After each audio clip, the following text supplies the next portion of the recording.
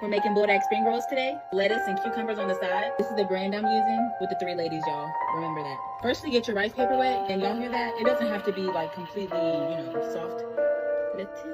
Lettuce first. I'm gonna do a cucumber. I'm gonna just do one cucumber. Seaweed. I'm gonna put the seaweed first. Seaweed. Imitation crab.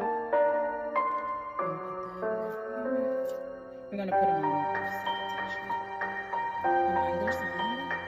And then some noodles. This is so freaking hot. Yeah, I wanted something light and fresh and healthy for dinner. So this is what I'm making. Put some Kewpie mayo inside, y'all. Just so it's like nice and delicious. Forgot some carbonara.